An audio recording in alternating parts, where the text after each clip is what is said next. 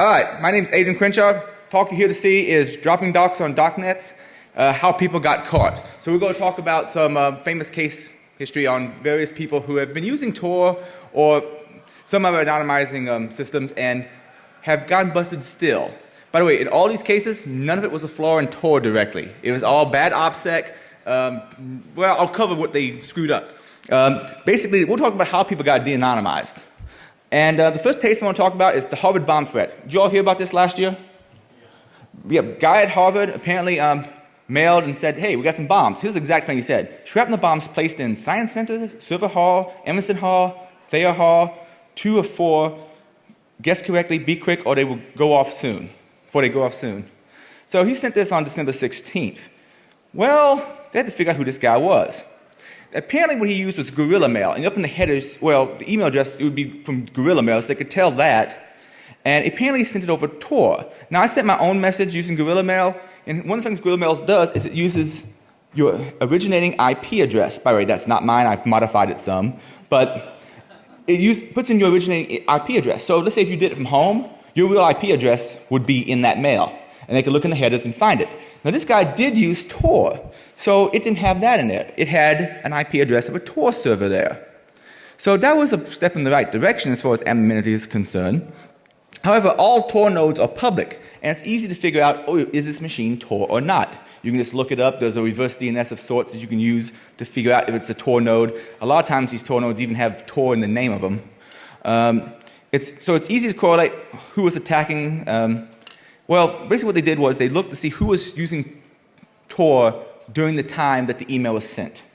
And they found this one particular individual. Now this guy had been using a bridge, as I mentioned before, that wouldn't have been advertised in Tor's directories. He probably would have got away with it. Or if he just walked to the local coffee shop and used Tor, he probably would have got away with it. However, he did it from the university network. So they found this guy named Eldo Kim, and apparently he was one of the few people on Tor at the time. Now at Harvard, I don't know what kind of research Harvard does into anonymity. I give a lot of talks on anonymity for someone who can hardly say it. But he may not have been the only person on Tor, but when they found out he was one of them and they went and talked to him, you know, he admitted to everything, and apparently he put in the bomb threat, my understanding, because he wanted to get out of like a final or it would be a final at that time of year. So he sent that in and is in huge trouble just to get out of a final. Oh well. More details. All is technical, by the way, has some great write-ups on all these cases. Check those out. Also, there's some court documents out of Script-D. These slides, by the way, are very close to this exact version. Should be on your Defcon CD. Also, I have them online. So this guy was Harvard, he did it out of his own network? Yeah, he did it from the Harvard network. Yeah. Probably from, I think maybe from his dorm room. I don't remember the exact location. This guy's went to Harvard doing it from his dorm room. Yeah. That's smart. So lesson learned from this. Don't be the only person using Tor on a modern network at any given time. Use the bridge. If you'd used the bridge, probably wouldn't have been caught. Don't do it in the first place. That's the other thing. Yes, don't admit anything. That would have gone a long way. And correlation attacks are a bitch. And we'll talk a little bit about what a correlation attack is here in a second. Essentially, the way a correlation attack is, you watch the traffic and see what's going on. For instance, let's say everything is encrypted, but if you see a 5 meg request, which would be a big request, but still, and then go out and you watch both this node and this node. By the way, you can tell these two are evil, right? Because it's got the little goatee. Show me kind of met a guy named Ralph. He looks like my evil computer, I swear to you. But anyway, these guys are sniffing it. So this one and this one, in what's known as a Sybil attack, someone controls both those nodes. Well, he can sit there and sniff and say, oh, I saw 5 megs come in this way, 5 megs come out this way. I saw an 8 meg response come back. Wait a second, that's not what I meant to do. Yep, see the 5 megs go out that way, 8 megs come back this way, and he can see them both. Now, granted, remember those 3 levels of encryption there? So the messages don't look the same because they have extra crypto keys in the middle, like this guy's. The guy I'm pointing here. Why am I doing that? It's not a touch screen, Adrian. Yeah, right, this guy right here. So, I mean, the traffic doesn't look the same. It's encrypted with different keys, but since it's the exact same size and the timing of it, they have a good idea that, oh, this might be who it is. Now, in this case, the correlation attack was who was using Tor at that particular time. Timing correlation might be similar. Pain in my buttocks.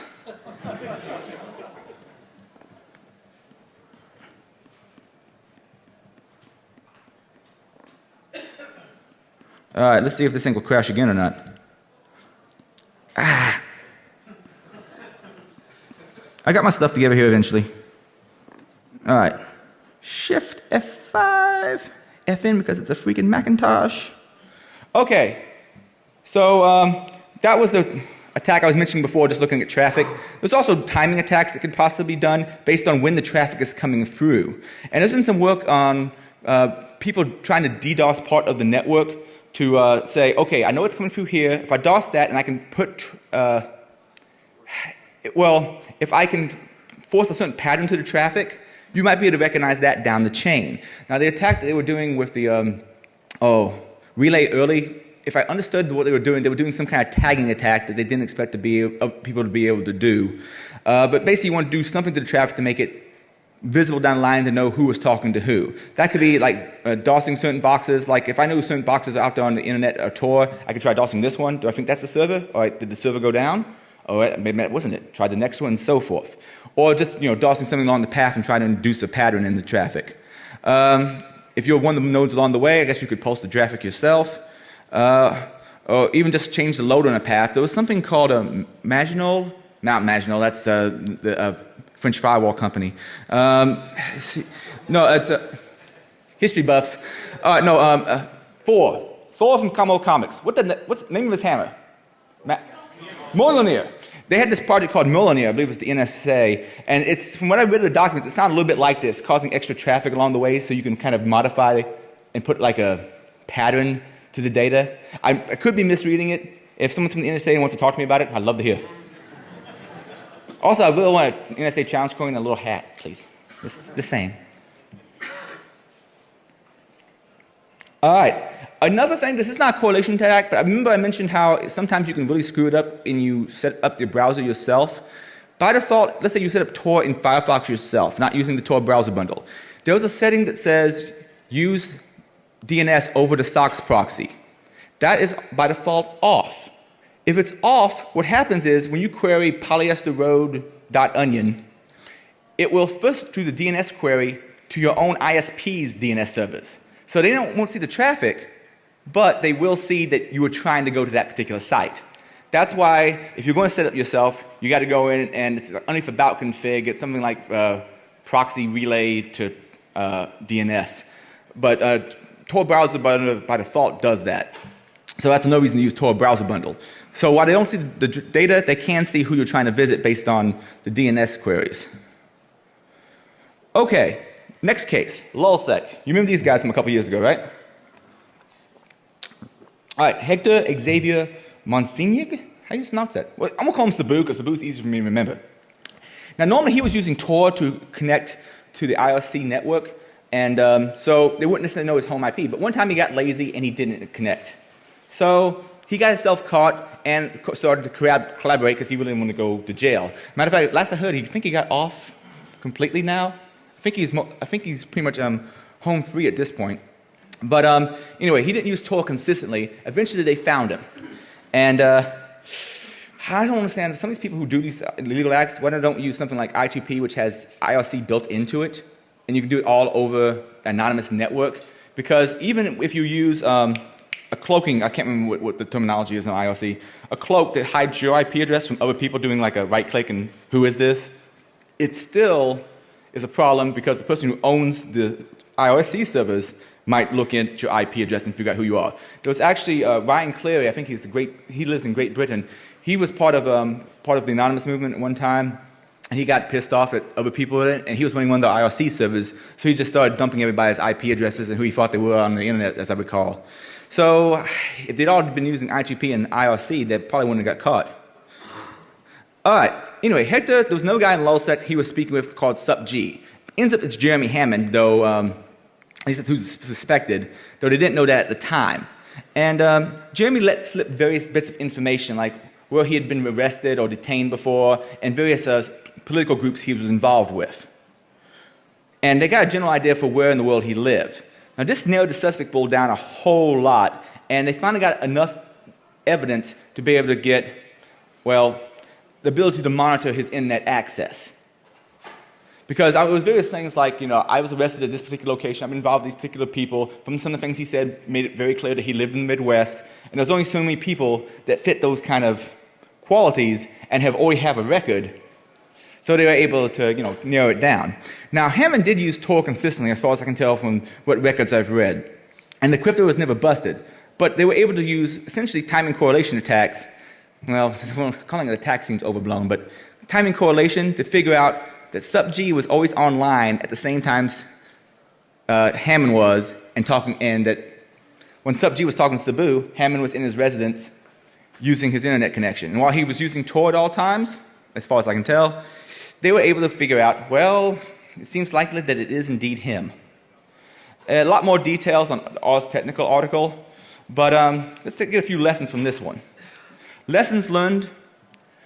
First, use Tor consistently. If someone uses it only part of the time, that's going to cause a problem. Now, back in the day when you had to configure Tor yourself, one attack that was really cool to do is to give someone a cookie while they're in Tor, wait for them to disconnect from Tor. If they come back and visit your site again without Tor, you see that cookie and you know who that was.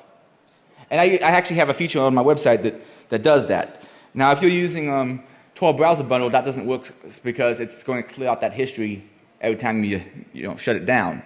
But yeah, use Tor consistently. Don't give out a lot of personal information. If the guy hadn't released a whole bunch of stuff about, this is where I was arrested, these are the people I was hanging out with, this is what I'm involved in, they probably wouldn't be able to narrow it down to him. Also, correlation attacks are still a bitch. Because of when he was online versus when sub-G was talking to Sabu, they figured out who he was. Case number 2. And by the way, in case you can't figure it out, I'm following the programmer's standard of counting from 0. So case number 2, Freedom Hosting. Now, Freedom Hosting is a company that basically allowed people to get hosting services inside of Tor, so they didn't have to set up their own boxes for a hidden service. They basically used these people's. But they hosted a lot of different things, and amongst them, some child porn-related services. That wasn't the only thing they were about, but that was one of the things they had. They also had some legitimate stuff as well, like Tor Mail, I believe, was one of the things that particular group ran. Well, Freedom Hosting had already come underneath attack before because of the whole hosting of child porn. Anonymous had an op a while back called op.net, where they were attacking them and trying to hack the websites, and I think at one point they dumped a bunch of information about who was using them.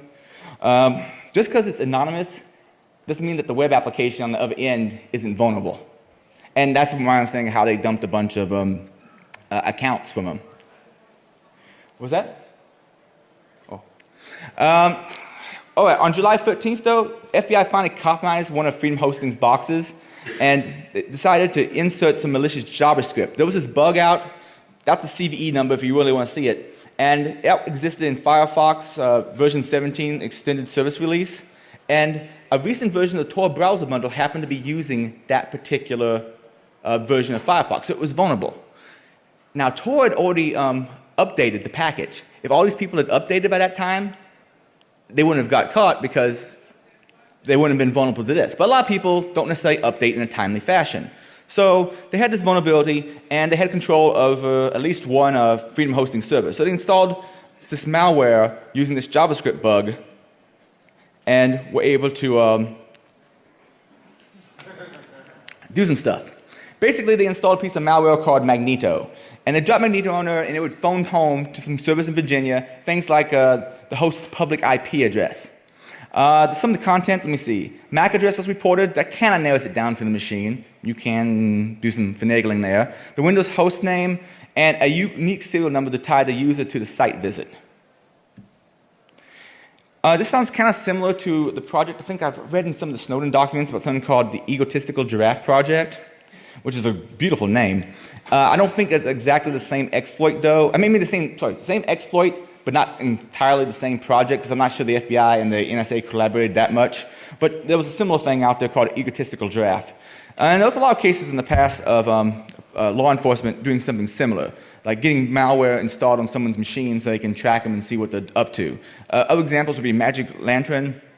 Fox Acid is another project of, I believe it was the NSA's, and what is it?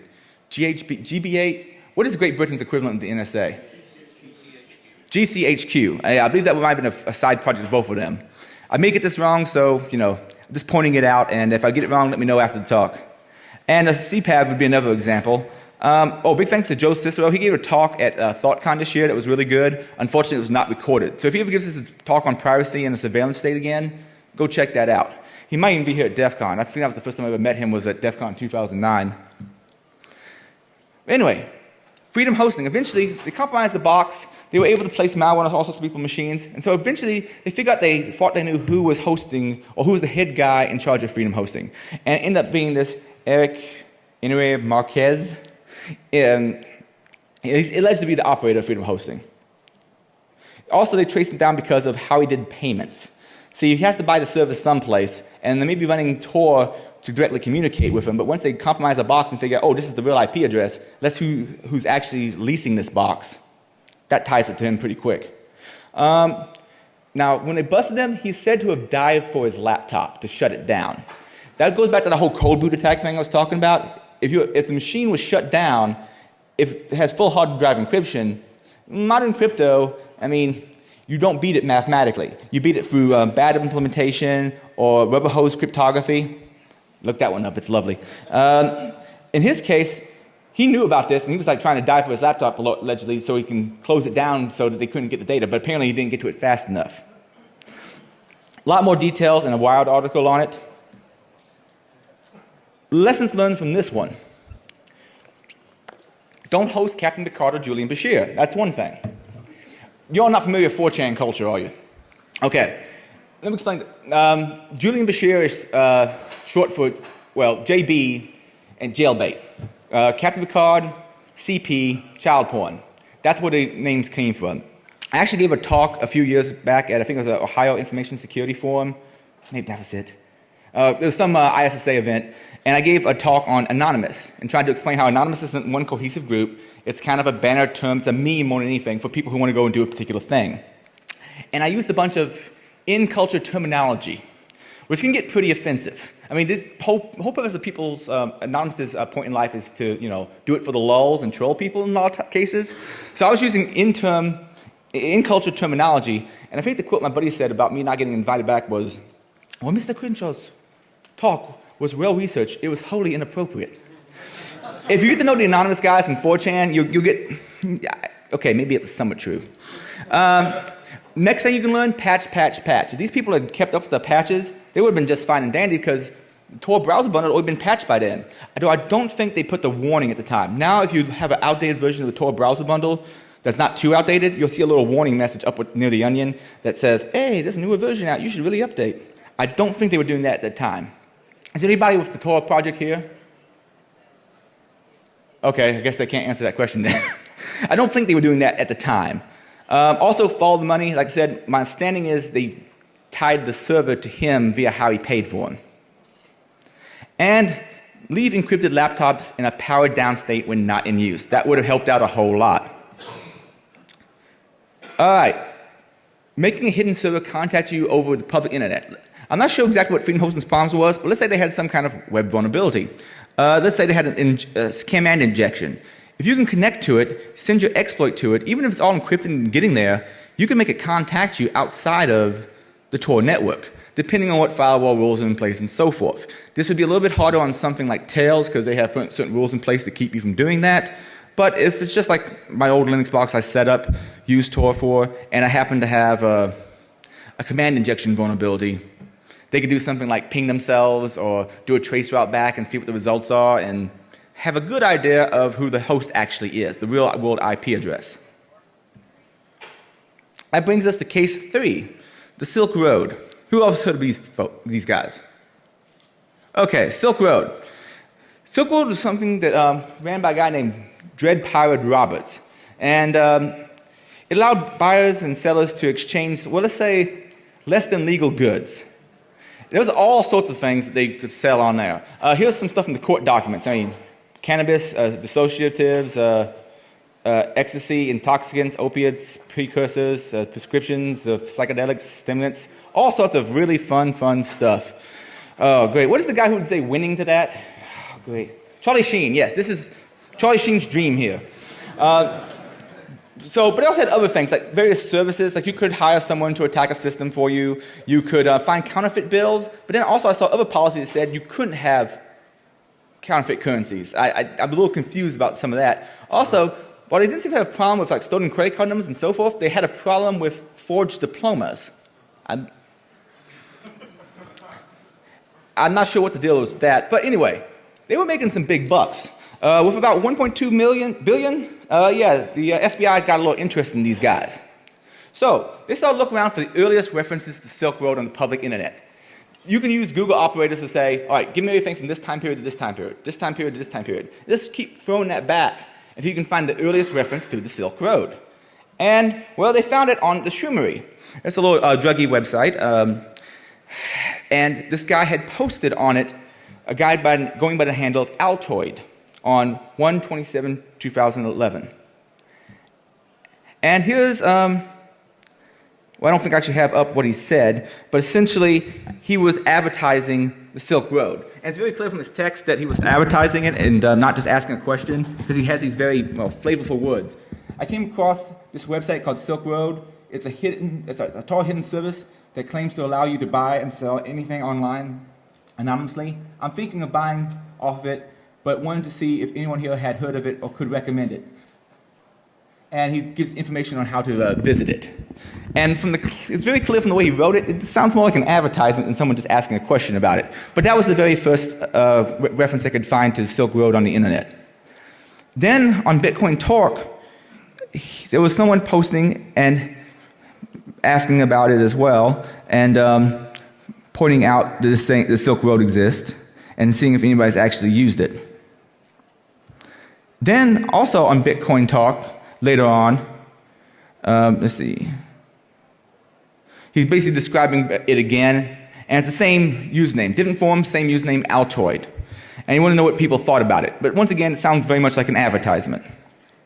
Then later on, Altoid, again on Bitcoin Talk, started looking for an IT pro in the Bitcoin community. And here's where it got dumb. He said, contact me at rossulbricht@gmail.com.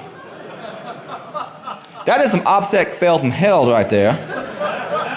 So, yeah, that tied the first mention of Silk Road ever that could find on the internet to a handle named Altoid, and Altoid to an email address belonging to Ross. So, yeah, that was pretty bad. Also, a few other things point out. Dread Power Roberts posted a lot about his economic philosophy on the Silk Road, and Ulbricht and Ross both had an interest in the Mises Institute and what's known as the Austrian School of Economics. So they had similar interests, kind of like Jeremy Hammond let loose too much of his personal life. Well, Ross did the same thing. And as I said, he just mentioned the same things that Ross mentioned, so that kind of narrowed it down to him possibly. That's not necessarily a firm thing. But you get enough little pieces of evidence together, apparently you can get a court order. Also, another thing he did that was kind of screwy, Ross Ulbricht account was posted on Stack Overflow, and he was asking for help with some PHP code for connecting to a Tor hidden service. And he quickly changed his username to Frosty, but the first username he used was Ross Ulbricht. I don't know why, but that's what he did. So guess who is the main suspect at this point for Dread Pirate Roberts? Ross William Ulbricht. And that's about the expression I would have on my face too if I was the main suspect for that. What is it, 1.2 billion, and the FBI takes interest. All right. Someone was connecting to a server that hosts the Silk Road from an internet cafe that was nearby Ross. They started looking into it. And I think they also found that he had been logging into Gmail from the exact same place. Most were in the Pacific time zone. This becomes like death by 1,000 paper cuts eventually. Yeah, the IP of the Silk Road server was attached to via a VPN server that was connected to from an IP belonging to an internet cafe on Laguna Street in San Francisco, from which Ulbricht had connected to his Gmail account before. This more ties. There was a PM to Dread Roberts from a user that said the site was leaking some sort of external IP address. This is kind of fairly common on some web applications. If you type in the right things and they don't do proper sanitization, you can figure out what the internal IP address is. The IP address in this case belonged to the VPN. Yeah, eventually though, the FBI was able to find some of the servers and start getting hard drive images of them. How they initially found them completely, I'm not sure. I don't know if they used the previous bug, if they exploited the box. There's a lot of conjecture. Nicholas Weaver conjectures that they exploited the box and got in. However, there's also a story I read about someone contacting, making sure I have time, someone contacting Ross about wanting to sell a whole bunch of cocaine, I believe it was, and Ross put him in contact with one of his forum admins, or one of his employees, and that employee was going to buy it, but he bought it through his own house, and then the FBI was able to land on him at his own house. Now they have someone who works for the Silk Road, who probably had access to server infrastructure, so they may not have had to hack anything. They may have just followed where the drugs went, said, oh, you work for the Silk Road? You work for us now. Let us into the boxes. And they got hard drive images, and we're able to start monitoring more. Another big problem, let me see if I have it on here. No, it's a later slide, I think. Another problem that he ended up having was he had ordered a bunch of fake IDs. And these got intercepted coming across the border, like 9 IDs with different names. But they all had Ulbricht's picture on them. Homeland Security found these, and they went to go talk to him. And he denied having ordered them. I mean, I've seen a lot of documentaries on people escaping prosecution 10 minutes, and generally denying everything is a good call. The next thing he did, I don't understand, though. The denying thing, that's all good. But however, he apparently is alleged to have said, Ulbricht volunteered that hypothetically anyone could go onto a website named Silk Road on Tor and purchase any drugs or fake identity documents the person wanted. Why the hell would you admit that? Why would you say that? But yeah, that started pulling them back to him. And by the way, his roommates, when the people showed up, the Homeland Security folks, knew him as Josh and not his real name. So, also fake IDs with someone else, with your face on them. What reason would other people have to buy those? It's framing you in some way, I suppose, but it seems like there's better ways to do that. Also, one of those servers that they ended up getting control over had Frosty at Frosty in one of the keys. And he'd used Frosty's before as a handle. And eventually they took down the site, and they landed on him in a library right after he entered his password on his laptop for same reasons as, I suppose, the previous gentleman. More info on these particular articles. Nate Anderson did a great write-up. I believe that was for Ars Technica, and Agent Christopher Tarbell did some of the best court document stuff I've read. Lessons learned: keep online identities separate. If he'd kept his interest to himself, that probably would have helped. Also, if he hadn't used Tor from the same locations he was logging into his Gmail, that would help some also. Not using the same handles multiple places would help. Having a consistent story would help, like his roommates knowing him as Josh. Don't talk about interests. Don't volunteer information like I have no idea why he said, theoretically you could buy this on Silk Road. Demos, I have a little bit of time for some demos, so let me illustrate some of the things I was mentioning about possible ways of de-anonymizing people. There's a couple things you can do. Not everything that a person is necessarily going to open is going to respect the proxy settings on the local machine. So let's say you're accessing something over Tor, and I try to convince you, hey, go to this one particular website and download this Word doc. It's all safe and good. Go ahead and do that. Well, depending on how your browser is set up, it may not respect the proxy settings. Now I'm trying to connect to Tor right here, and hopefully this comes up within a reasonable amount of time. I should have had that up earlier already. Okay, that's up. Let me say I visited this particular site. Tracking doc, and this is a little Word doc. I've embedded an image in it. Since then, John Strand has shown me a better way of doing this, but I'm still using the image format for right now. So I'm doing it all over Tor browser. I got the Word document. I'm going to open it.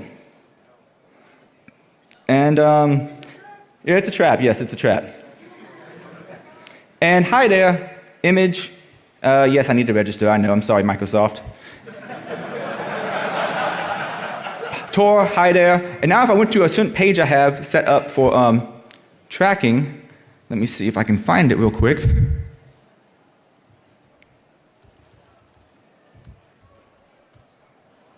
Yeah, sniff that password real quick. Not much you can do it right here. You notice I now have the IP address, the world IP address of whoever was accessing it. I think. I hope that's one of those IP addresses. Anyway, that's hopefully what I got right there, and I can do a correlation tag of when it was downloaded from the servers over Tor versus when I see this. Another option, by the way, if you want something more professional than my little ghetto doc file, there's something called Honey Scripts. I'll get to it in a second. Honey Docs. My friend Marcus J. Carey runs it. And I've made a bunch of fake documents for it. I'm calling this one creditcards.zip. And hopefully if it downloads, if you open up any of those, it gives you options like Excel files, Word docs, and so forth. And it's being really slow to download right now. So I'm just going to switch over to the screen where it is. And right here, I could go in there and see who opened the iDocs via the real IP address. Except for it's probably logged me out by now.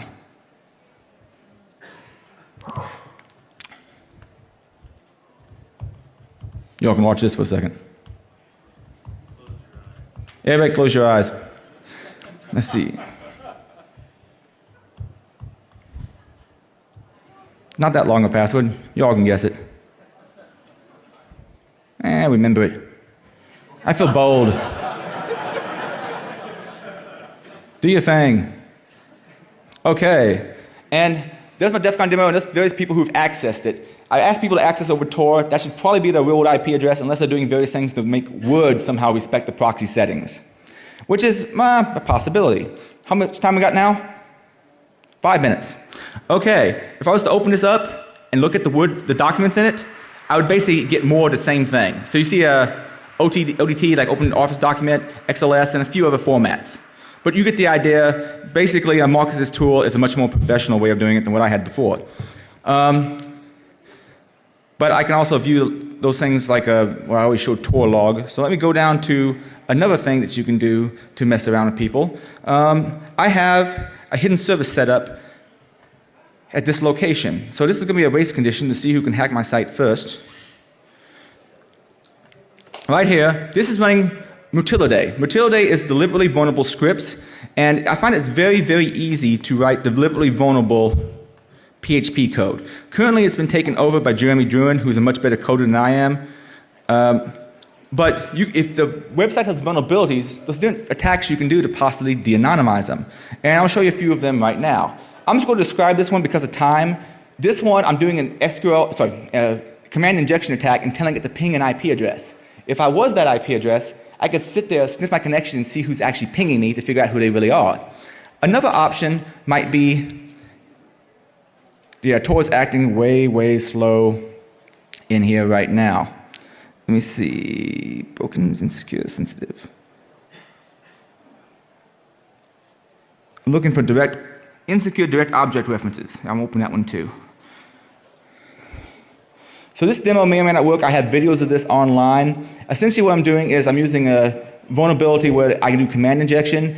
I can have it trace route to me and see the IP addresses along the path and hopefully figure out who someone is. However, Tor on this network is running pathetically slow. Believe it or not, I did demo it earlier. But the idea is basically if you can get command injection, you can get that remote box to contact you back. And if anybody really wants to see it, I got about 3 minutes, don't I? 2 minutes. Oh, question? Yes? Then I would get the IP address of the VPN server, assuming that it's not like a split VPN tunnel. I'd get the IP address of the VPN server. It might get me a few notches closer, but yeah, it wouldn't be instantaneous. Question? Yes? Is there any advantage to trying to sort of engineer your Tor network so that you're bouncing through various jurisdictions that are hostile to one another? Maybe, but I haven't really looked into it. I mean, in theory, I guess maybe, because I know there's some control you can do over which nodes you hop through. Yeah, it looks like my Tor connection is not doing that well. If anybody wants to see this, I have videos on my website about doing this. But essentially, it's just injecting and making that remote box contact you back. You can also do it via remote file include, like have it suck up a file from another website you control and have it deliver up the IP address that way as well. And I have had videos in the past of that working. But unfortunately, I am out of time and Tor is going very slow for me. So I thank you for your time, and if you have any questions, I'm around.